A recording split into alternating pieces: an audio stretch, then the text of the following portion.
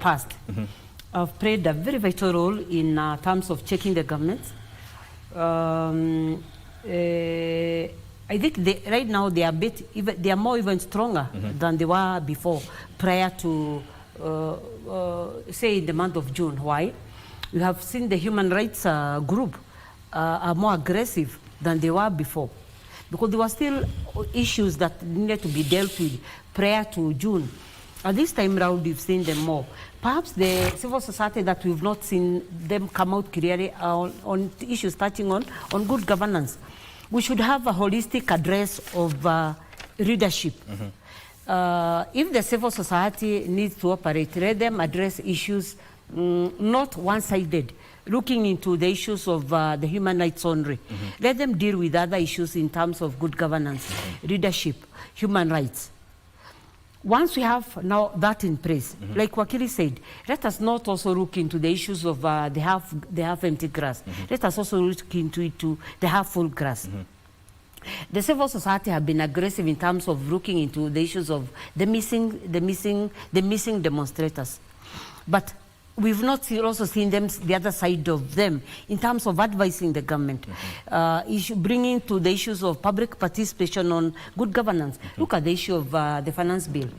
The finance bill should be, we should do civil education, not public participation.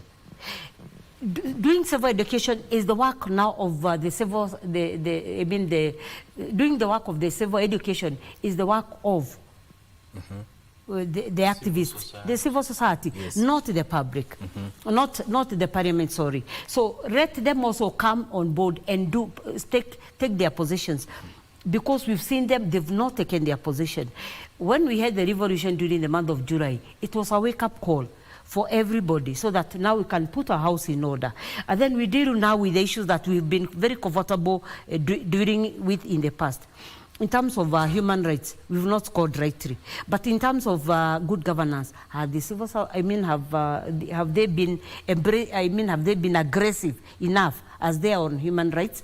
I'm happy when one group came on board and said, let us look into the activities of these groups and see how they've been spending public resources. Have they been utilizing these resources appropriately? So I think it is also the high time that we also brought on board and a very robust group that now can check the government in terms of now the accountability, the service delivery, the governance issue, the leadership issue, so that everything is now brought on board. Much as we want to deal with the issues of 2027, before we go to 2027, let us now deal with the bridge that we are on now. The bridge we have today is good governance and leadership. Who is willing to take the first bullet in terms of good governance? Is it the civil societies? Is it the public? Is it the National Assembly? Is it the Gen Z? Is it Wajiko? So let us all be inclusive in terms of dealing with that issue, because we've realized there's a huge gap in terms of even checking the government. We've realized today, even from this sitting, we've realized that the National Assembly will not oversight the government. Who will be there to oversight the government? It is now you and me, members of the civil society, members of the professions, members of anybody else who can partake in terms of checking the government.